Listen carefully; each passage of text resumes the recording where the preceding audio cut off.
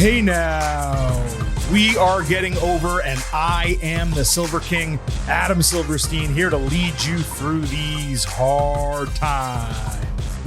With the AEW edition of your favorite professional wrestling podcast. That's right, Getting Over is back once again, and it is Thursday, so you know exactly what that means. We are here to break down everything that happened over the last week in the world of AEW. We're talking Dynamite, Collision, Rampage, and some AEW news as well, all coming at you in the next 30 to 60 minutes. On the way into this show, I would be remiss, of course, if I did not remind you that the Getting Over Wrestling podcast is all about Defy. So be sure to head on over to Apple Podcasts and Spotify. Leave those 5-star ratings on Apple. Take a little extra time. Leave a 5-star written review. If you do, we will read it live for you right here on the show. Also, do not forget to head on over to Twitter and give us a follow at Getting Overcast. Not only that, the social media landscape seems to have changed a little bit since the last time we spoke.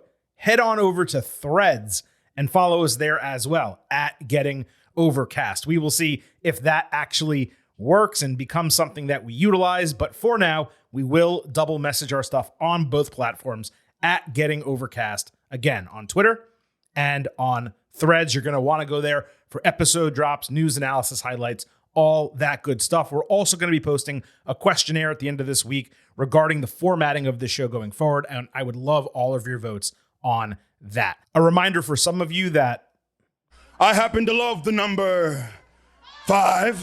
And I hope you do as well. So visit us at buymeacoffee.com/gettingover. Become an official Getting Overhead for only $5 a month. That $5 supports the show, myself, Vintage Chris Vanini, and it provides you with bonus audio and news posts every single week. Again, buymeacoffee.com/gettingover. Now look, before we get into the full breakdowns of Dynamite, Collision, and Rampage, I do have a couple quick thoughts about AEW to kick off the show. Let's start with Collision, which was week 3, episode 3, I should say, of the Saturday night program. Now, they did a WWE Superstars style intro with 6 short promos previewing 3 key matches on the card. I thought that was really cool. WWE actually did that occasionally during the pandemic, but it's been a while since they've done that again. I always like it. It's old school. It just has that nice kind of way to get you into the show and preview. Now, I didn't think any of the promos were good, but they never are. They never were back in the day when WWF did them. They weren't necessarily during the pandemic when WWE did them, and they weren't great here. It's just more, these are the faces you're going to see on the show. Now, while I love the aesthetics of Collision still, and I've mentioned that, the Elton John theme, it's just ill-fitting. It doesn't hit hard enough. I think they had a good idea in that the lyrics and the context of the song work. But a soft rock song from that time period for a wrestling program with the grunge aspect or the tough aspect of Collision in 2023, it's not it. What I would have done, and what I do believe AEW should do, is remix the song. I don't know if it would be hard rock or perhaps rap or whatever, but they need a modern version of that song, not the original Elton John song. So I doubt they do it. It seems like they're pretty happy with what they got. To me, the song doesn't fit. Now, in terms of the show, look, this week it was 2 hours of wrestling with very little storytelling. I'd say there are 1.5 legitimate storylines on the entire show through 3 weeks. And I was willing to give AEW a break the first 2 weeks because of Forbidden Door. That show and the type of show it is throws a wrench into your booking, just naturally. But this week, there really was no excuse. Beyond that, this show fell off a cliff in terms of quality compared to the first 2 weeks. Really, only the main event stood out to me. And look, I'm not trying to shit on the crowd, but Hamilton, I mean, I know it's a smaller Canadian city compared to like a Toronto or a Montreal or an Edmonton, but man, they were weak as hell. This was not a good taping, I would say. Now, all of that said, Dynamite on Wednesday I thought was fantastic. Much improved from the post-Forbidden Door episode. There were some creative issues as usual. We're going to talk about those as we always do. But from an entertainment standpoint, it felt like the 2 hours I spent watching Dynamite live on Wednesday night were completely worth my time.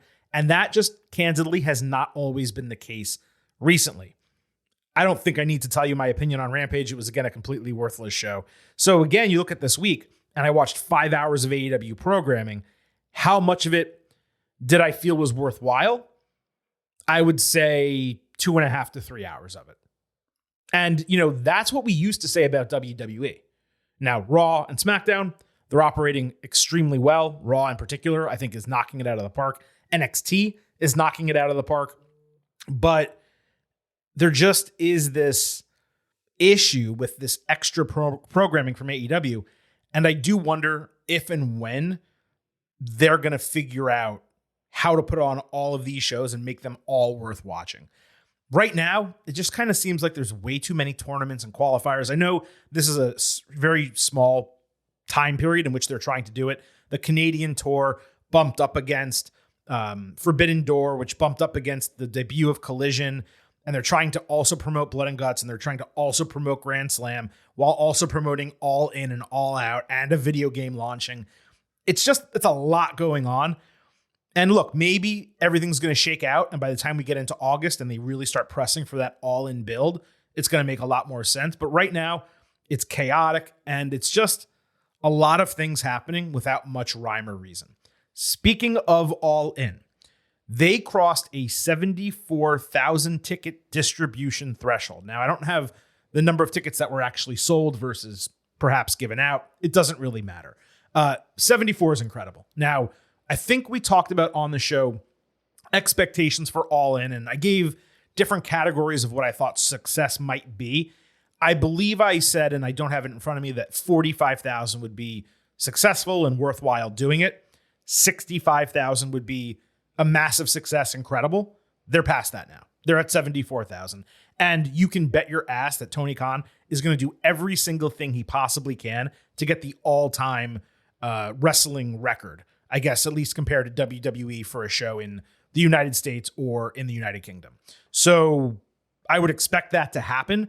I do find it kind of wild. I wasn't surprised that there was a ton of interest in AEW because, look, they've existed for basically 4 years and they've never run Europe. So the first time they're running to do a big show like this was very smart. I've said that numerous times on the podcast, and I knew it was going to sell well. But by selling well, again, I figured 50 to 65,000. Once you pass that 65,000 mark, you're getting into rarefied air.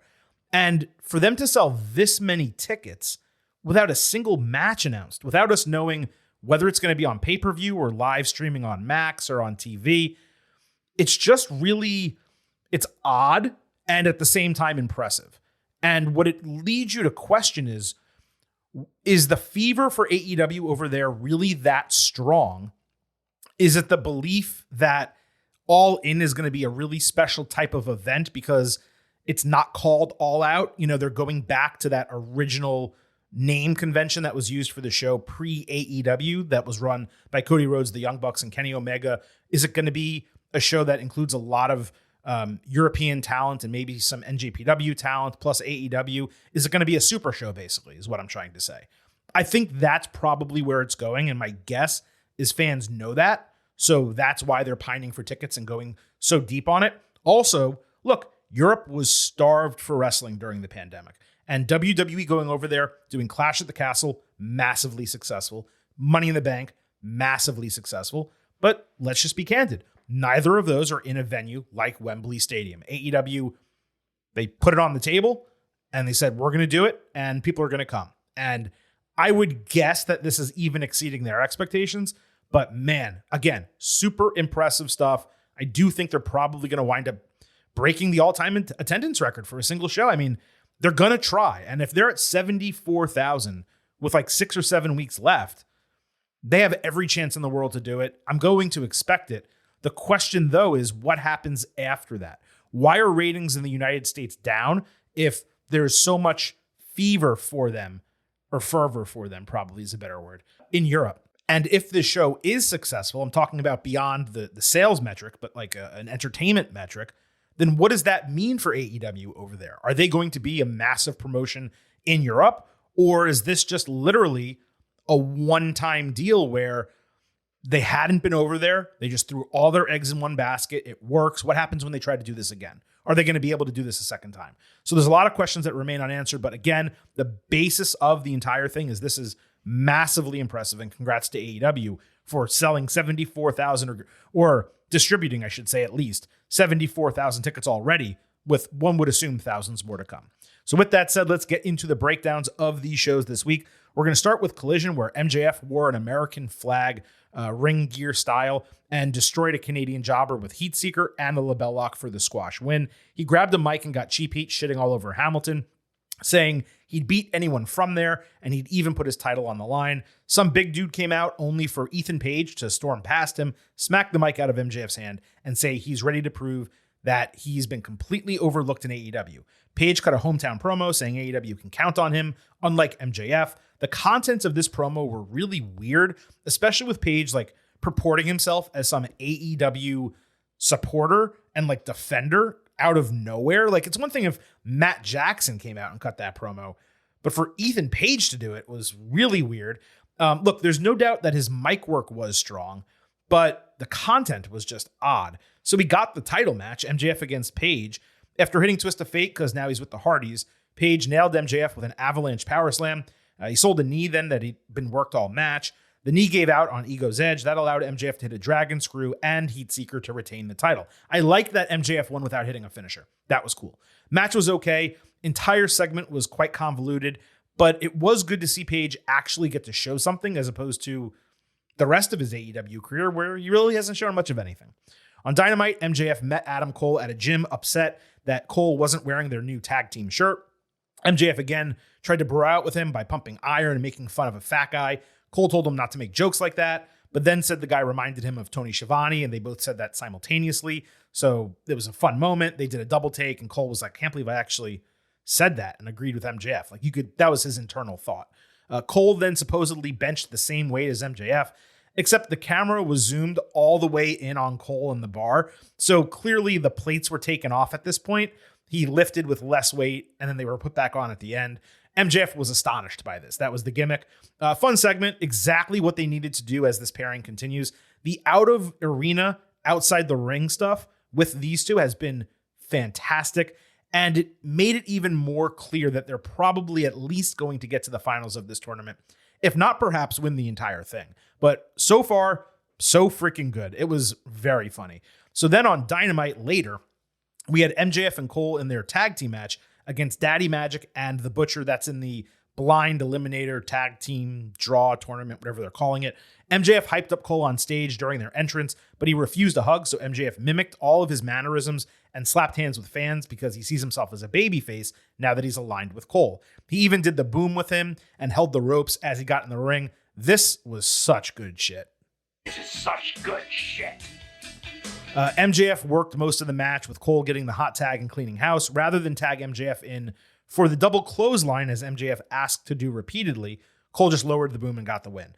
MJF hugged him after the bell and raised his arm. Then he got the crowd chanting for him. He had Cole do the Bay Bay thing. Then he got the crowd cheering for another bro session and got them chanting happy birthday with streamers going off.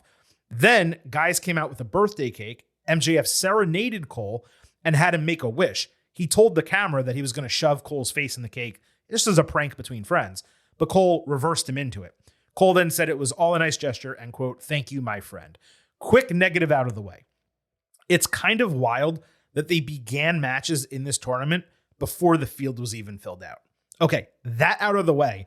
MJF was phenomenal throughout all of this. This is the MJF I like, not the 20-minute repetitive cheap heat promo guy who somehow has something in his childhood that relates to every single opponent that he has, who's the devil, who makes up fake BJ stories in high school. That stuff was grating on me. This was creative, funny, entertaining, and we saw both guys at their best character-wise. This can't be MJF every single time. He is a piece of shit heel. That is the gimmick. But seeing this side of him playing, I said it last week, the Eric Cartman role, where he just tries to best friend this guy who is otherwise his rival because he probably has another plan in the back of the head. In this case, trying to convince Cole that they're friends and maybe not challenging him for the title. It just works. It was this is one of the most entertaining storylines I think AEW has put out in its entire existence. That's how good this has been so far. On Dynamite, Swerve in Our Glory fought Darby Allin and Orange Cassidy in another blind eliminator match. Before this began, Darby told Keith backstage basically to pull his head out of his ass, do something about his station in AEW. It was like a tough love type of approach.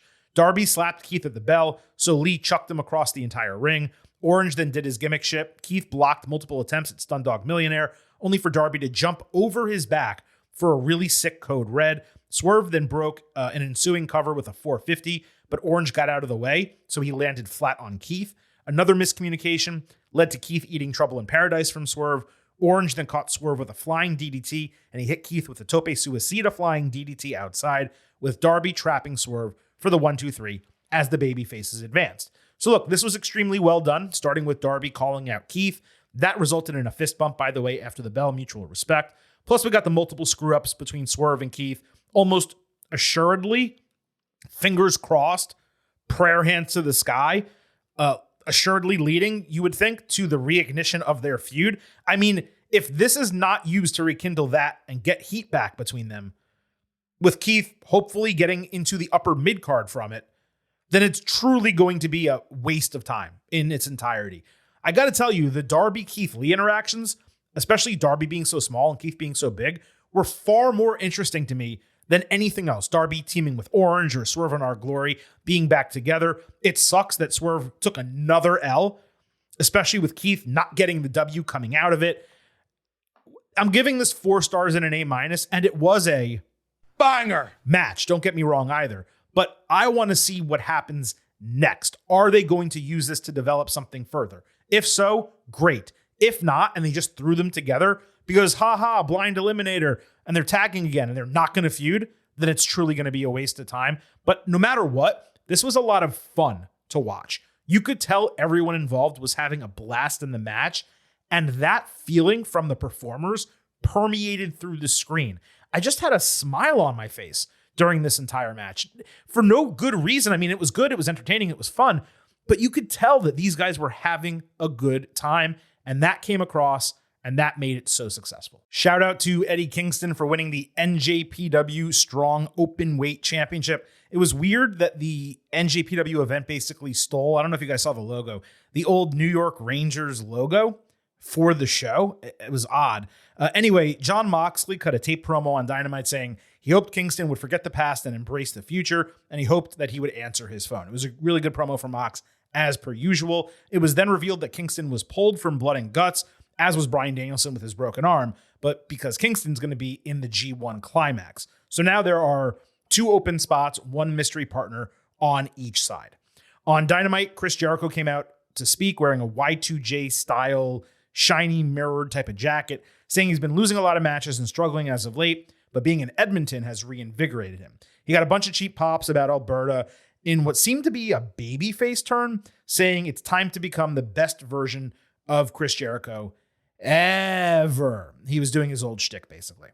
Then Don Callis came out to constant boos, taking credit for changing the course of wrestling by getting Jericho to fight Kenny Omega in Japan. Jericho, in kind, took credit for bringing Callis back into wrestling and then AEW. Callis talked about building trust and wanting Jericho in his family. Jericho said he doesn't join factions, he creates them. But in terms of a one-word answer, he said, maybe, and then walked out. Daniel Garcia and Sammy Guevara confronted Jericho about that later, but he said, hey, look, guys, no decision has been made.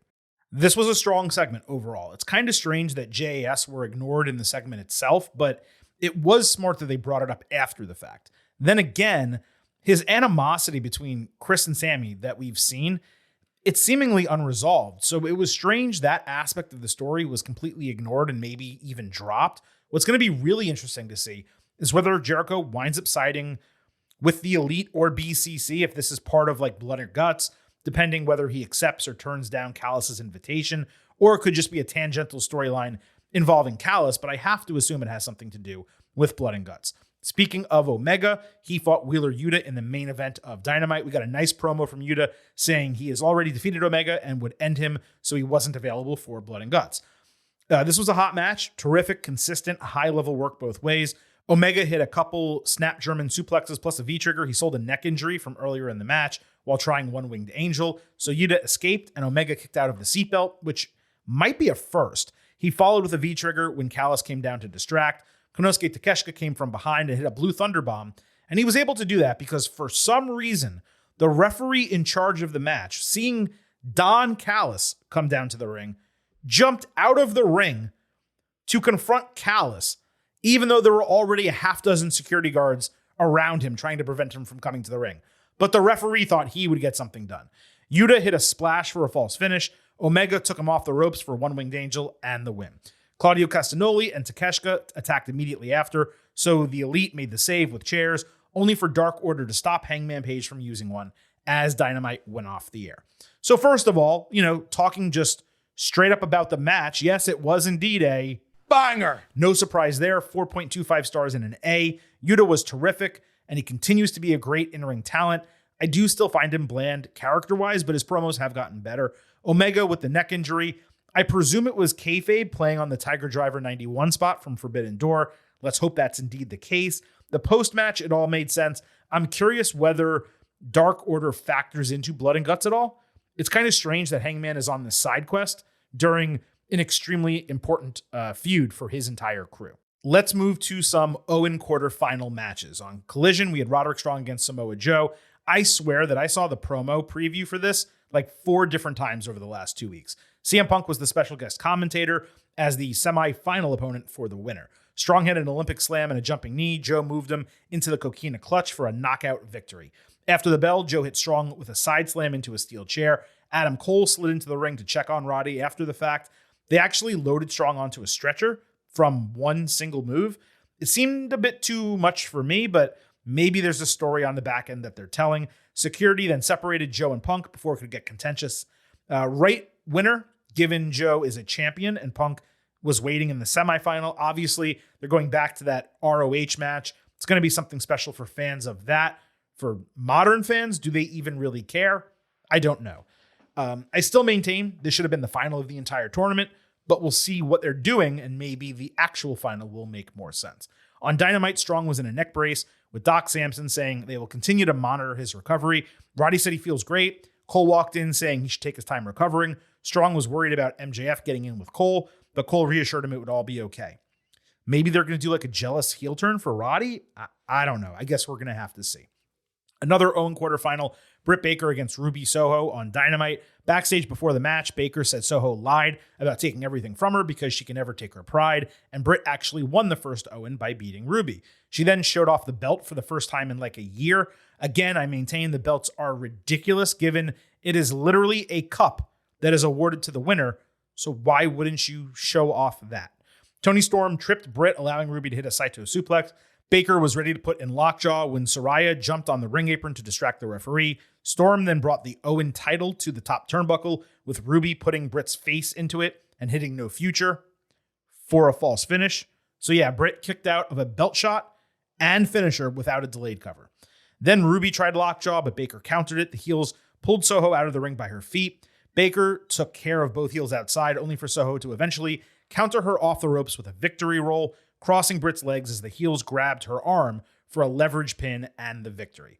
This was definitely entertaining to some degree, but holy shit, the agency was convoluted as hell. The match was clunky. It just did not work with them one-on-one. Soho could have just won after the belt shot and it would have been fine. Instead, Britt was given like Super Cena booking, overcoming a 1-on-3 disadvantage multiple times in a non-title match, only to lose when it eventually caught up with her. I get it, she's a big name in the division, but the Outcasts lack any legitimacy when literally all of their victories come like this. I still enjoyed it, but man, was this frustrating to me. Back on Collision, Bullet Club Gold came out with Jay White first commanding the mic. The Guns then rhetorically asked why they joined, but didn't actually give an answer. They bragged about beating all the fan favorites and did 2 words for you, saying guns up as the response.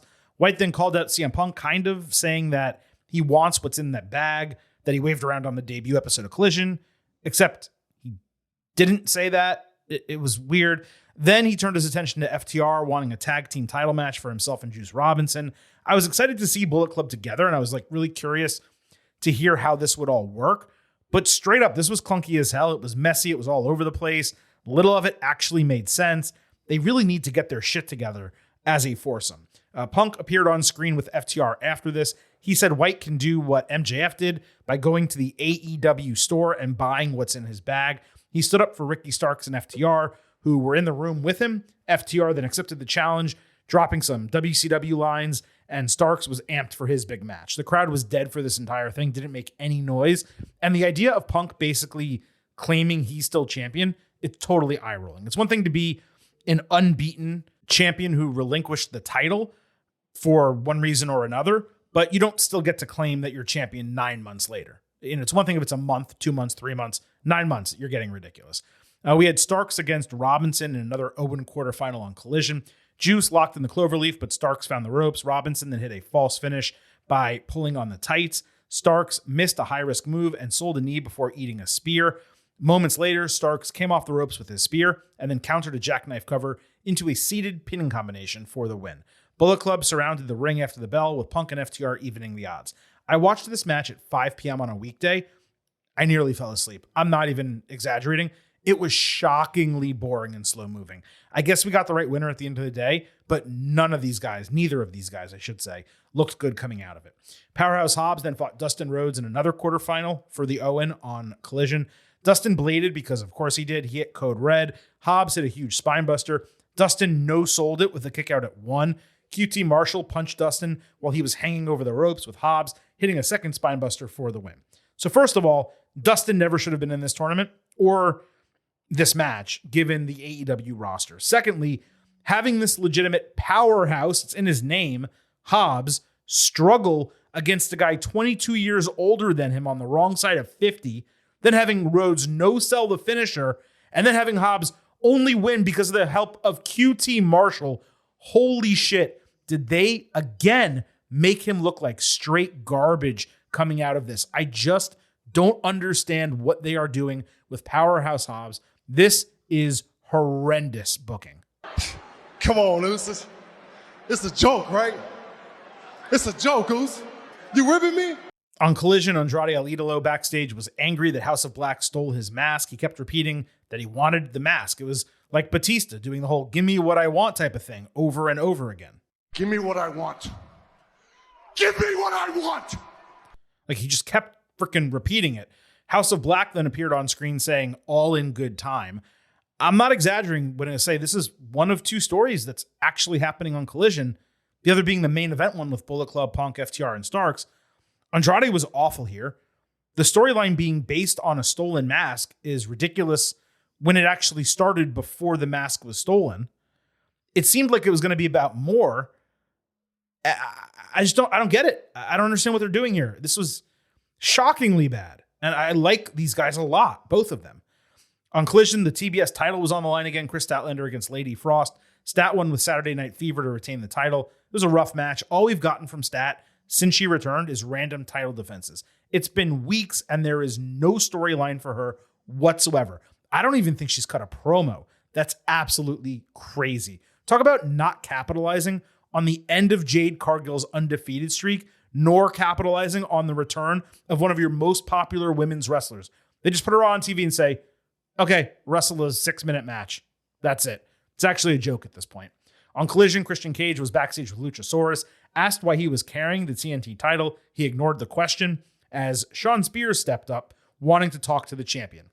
So Christian stood in front of him saying he doesn't seize opportunities because he's not dangerous. Spears said he's capable of being dangerous, and then Luchasaurus growled. So I guess that's the match that's going to happen. By the way, I should jump over to Rampage because Sean Spears defeated The Blade with C4. This preceded Collision one night. This was a real match that happened on TV. Spears is 100% fully back to the Perfect 10 gimmick from NXT, and also his theme is a total ripoff of his NXT theme. Like, at least the chairman gimmick was kind of interesting. This is just nothing, whatever they're doing with him. Back on Dynamite, Jungle Boy pulled up in his SUV trying to cut a heel promo saying he would demand an FTW title match. So Hook attacked him for 5 seconds. Jack jumped back in the car and sped off. I guess the goal is for him to be a chicken shit heel, but I'd have liked a little bit more build for his character after last week's promo kind of went over like a wet fart. On Rampage, the Ring of Honor title was on the line. Claudio Castagnoli against Commander. The spot of the match was a tightrope draping shooting star press off the barricade. I'm 95% sure there was a moment where Commander kicked out of a 3 count, only using his legs, like didn't move his shoulders, but the referee stopped counting anyway. Commander also hit a double jump Phoenix splash, which was cool. Claudio then caught Commander flying with a European uppercut and won via referee stoppage. I enjoy Lucha Libre as a style. I like Commander as a wrestler. Obviously, Claudio is great. But this just felt like flips for flips. And while I admit the finish was unique, it was really odd. The match just felt like it kind of happened and didn't have relevance to anything. It was a weird feeling, and I felt it the whole time I was watching it. And again, I don't understand why Ring of Honor titles are being defended for no reason without any storyline purpose on AEW television when ROH now has an entire streaming show. On Collision, Miro defeated Anthony Henry in about 3 minutes with a thrust kick and game over. It's been 3 weeks of squashes now with no storyline being started for Miro. Also, a correction from last week. Miro did not say gutless or guiltless in that promo. He said godless. Somehow, I completely misunderstood that and criticized it, but it definitely makes way more sense now. So I retract that criticism from last week. Good promo from Miro. On Rampage, Hikaru Shida fought Taya Valkyrie. This was the main event. Shida looked cool with her gear and her hair. She had a Meteora running off the apron, then got thrown into the corner for a running Meteora from Taya. Shida ultimately countered Road to Valhalla with a rollover pinfall victory. Taya just stays taking L's. Decent action, but it was a main event without a storyline. I guess we got the right winner. On Rampage, Matt Hardy and Isaiah Cassidy fought Johnny TV and QT Marshall. Hardy looked like he was wrestling in molasses. He hit Johnny with side effect. Holly Cameron distracted. QT killed Matt outside, and Johnny hit Starship Pain for the win. Commentary had no idea what the move was called. Ethan Page then stood up to the heels after the bell, with Acclaimed making the save when I think Page got super kicked. Why is Johnny with the QTV guys, by the way? Like, I know he was part of the segment, but why is he with them? Why are all these guys involved in this feud? Why do they care about QTV? What is even the storyline here? Also, Hardy on Dynamite revealed that Jeff Jarrett was his blind eliminator partner. Now, I was ready to give credit to AEW for actually creating a fun random pairing, except later on Dynamite, Daniel Garcia and Sammy Guevara, stablemates in JAS, were announced as another quote-unquote random team. So of the 6 random teams that were announced, 3 have actually teamed multiple times before, and 1 conveniently featured the world champion and his number 1 contender. If you're going to do a randomized thing, make it randomized. The crazy teams are the only thing that makes this potentially interesting, plus MJF and Cole, obviously. But so do MJF and Cole, and then the rest random teams. They're trying to do too much with storytelling involved in it, then it's not random anymore. It's as simple as that.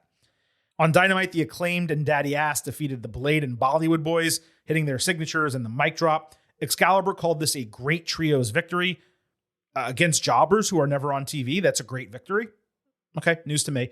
The guys scissored when Holly Cameron appeared again, saying she made a music video that she will show next week. She also called herself Ms. Money on the mic and blew Anthony Bowens another kiss. Then Billy Gunn did 2 words, suck it, for no reason whatsoever. I don't know why he did it. This was so fucking weird. What the hell are they doing with the Acclaimed right now? I just don't get it. These guys are insanely over, and they're in a low card feud, and they're fighting in between that low card feud, the Blade and Bollywood Boys. I mean, on Dynamite of all places. Also on Dynamite, AEW began its storytelling for the forthcoming debut of Nick Wayne, the underage kid from Washington who's been signed to AEW for a couple of years. I believe he signed it when he was 16. Darby shared some of the kid's story. He lost his dad and talked about getting his back with Tony Khan to get him signed for AEW. Turns out this wasn't the beginning of storytelling. It was the completion of storytelling for him, because at least on Dynamite, he's going to be debuting next week. So maybe they tell a little bit more on Collision. I don't know. I thought this was going to be a multi-week thing the way it was presented. And I find that to be another missed opportunity, because they had a chance to build this kid up over 3-4 weeks. And instead it's just, oh, by the way, this guy you're going to see next week, here's some information about him. Now, don't get me wrong. That's better than debuting him without any of this. I just wish it was a little bit more of a build. It's honestly insane, by the way, for those who don't know about Nick Wayne, how good he was at 16, let alone now with 2 years of experience under his belt. If you want to get a little preview, Google Nick Wayne and Swerve from Defy Wrestling. Fantastic match, really shows you what he can do. He's going to be an immediate sensation in AEW.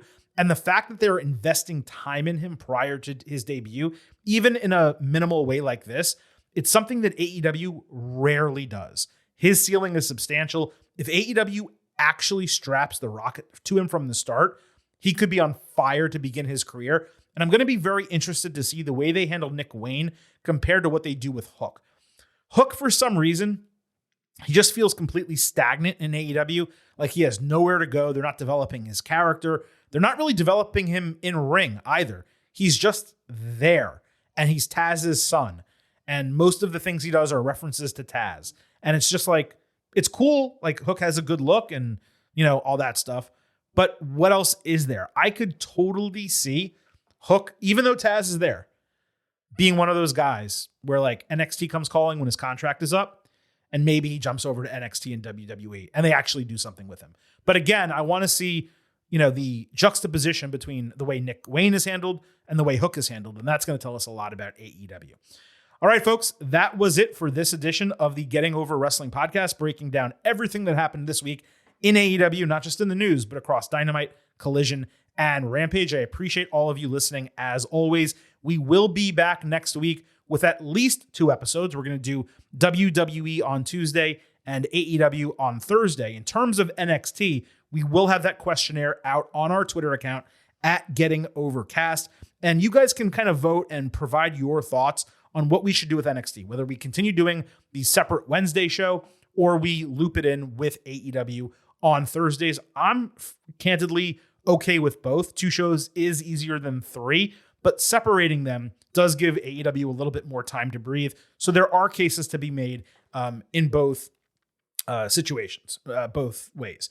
For you, if you just like having, this show 2 times a week, with the exceptions of special weeks, obviously, premium live events, pay-per-views, we do the extra bonus shows, we separate things out, then okay, maybe that's the way it goes. We'll figure it out. The questionnaire will be there. I hope you all vote, and I would appreciate that greatly. Speaking of, don't forget to follow us on Twitter at Getting Overcast if you do not already.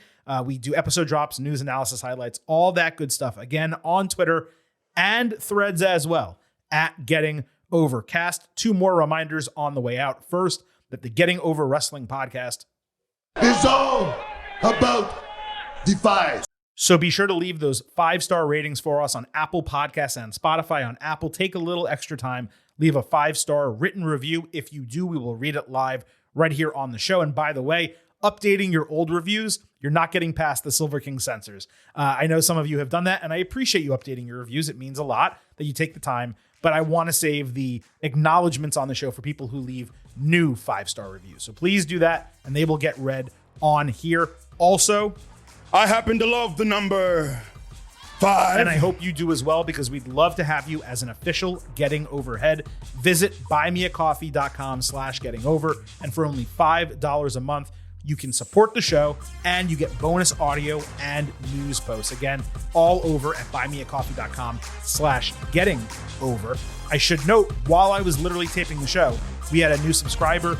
Your acknowledgement will come on Tuesday's WWE edition, which is the next time you will hear the soothing sounds of your boy, the Silver King. Of course, with vintage Chris Vanini joining me as well. Thanks to all of you for listening to this edition of the Getting Over Wrestling podcast. It is officially time for the Silver King to sign off and leave you with just 3 final words. Bye for now.